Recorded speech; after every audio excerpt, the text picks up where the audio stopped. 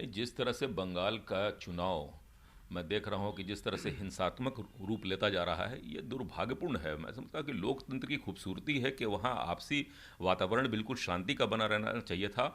और चुनाव बंगाल का जो है वो जा रहा है हिंसा की तरफ, उसका मूल कारण है कि उन्माद की राजनीति किसी तरह जो है कि वहाँ करने का प्रयास किया जा रहा है, लोगों को बांटने का प्रयास किया जा रहा है, लोगों में उन्माद पैदा किया जा रहा है। और बंगाल जो देश में शांति का प्रतीक माना जाता था, जहाँ रविंद्रनाथ टैगोर जैसे महान हस्ती हुए और उनके पद चिन्हों पर चलने वाले लोग थे, शांति प्रिय लोग थे, वहाँ धीरे धीरे धीरे धीरे इतनी कटुता बढ़ गई है कि सरकार और ममता बनर्जी के बीच में बिल्कुल लगता है कि एक तरह से तलवार खींच गई है। और उसी का नतीजा है कि ये जो इनोसेंट लोग हैं वो मारे गए हैं।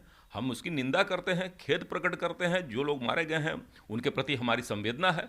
ऐसी घटना की फिर पुनरावृत्ति ना हो, वो मैं समझता हूँ कि वो देखना चाहिए चुनाव आयोग को।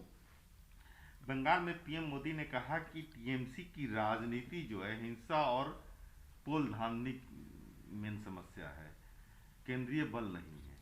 नहीं, देखिए, जहाँ तक मामला है कि जिस तरह से घटना घटित हो रही है, वो दोनों तरफ से टकराव का वातावरण बना हुआ है। और जब टकराव का वातावरण बनेगा तो निश्चित रूप में पक्ष हो या विपक्ष हो तो ऐसी घटना होती रहेगी। इसकी मैंने इसलिए कहा कि इसकी पुनरावृत्ति ना हो, उस पर दोनों को ध्यान देना चाहिए था।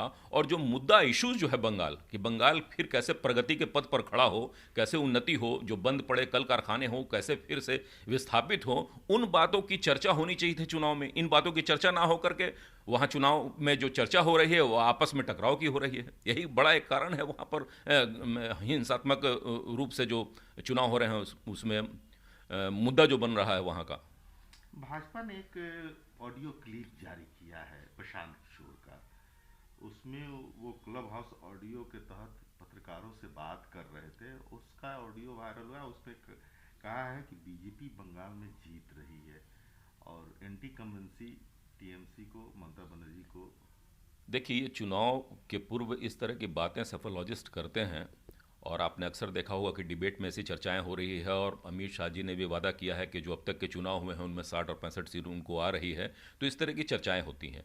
अब तो निर्णय लेना है वहाँ के जनता को कि जो वर्तमान सरकार थी ममता बनर्जी की, उसको लोग जो है कि दोबारा चाहते हैं या नहीं चाहते हैं, या फिर भारतीय जनता पार्टी की या फिर किसी अन्य पार्टी की सरकार वहाँ लोग देखना चाहते हैं। तो ये तो निर्णय लेना है वहाँ की जनता को कि कैसे फिर एक बार बंगाल जो है कि शांति के पथ पर चलेगा, कैसे विकास के मार्ग को प्रशस्त करेगा। ये फैसला तो जनता के हाथ में है।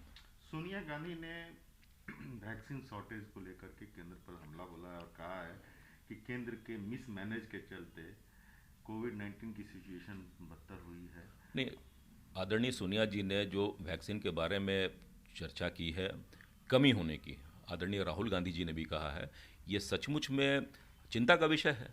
हमारा इतना बड़ा देश है और जिस तरह से संक्रमण फैल रहा है, ये दूसरा जो वेरिएंट आया है इसमें काफ़ी मौतें हो रही हैं। और देखिए आप, ना सिर्फ बल्कि अन्य राज्य चाहे वो पंजाब हो, महाराष्ट्र हो और बिहार में भी देख लीजिए, उत्तर प्रदेश में देख लीजिए, एक एक दिन में जो है कि काफ़ी हज़ारों हज़ार लोग जो है कि संक्रमित पाए जा रहे हैं। तो वैक्सीनेशन के लिए सरकार को योजनाबद्ध ढंग से काम करना होगा कि किसी भी हाल में वैक्सीनेशन की कमी नहीं हो। और एज के बारे में भी जो सरकार ने कहा है कि 40 साल से ऊपर के लोगों को भी जो है कि किसी तरह व्यवस्था की जाएगी कि वो टीकाकरण उनका हो, तो ये चिंता का विषय है। कई राज्य में ऐसा हुआ है कि वहाँ जो है कि टीकाकरण हो नहीं पा रहा है, लोगों लाइन में लगे हैं और उसकी रिपोर्ट्स उनको नहीं मिल पा रही है। तो ये कहीं ना कहीं अव्यवस्था को दर्शाता है, इसको सरकार को दूर करना चाहिए।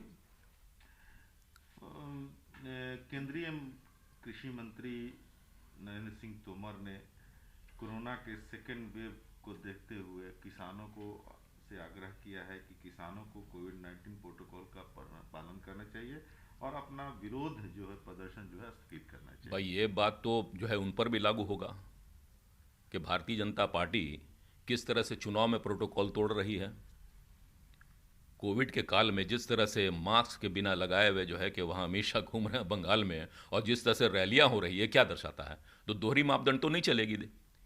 किसानों के लिए कुछ और बंगाल में जहाँ जहाँ चुनाव है वहाँ कुछ। तो ये प्रोटोकॉल तो जो है कि कृषि मंत्री को खुद भी संज्ञान में लेना चाहिए, खुद भी देखना चाहिए।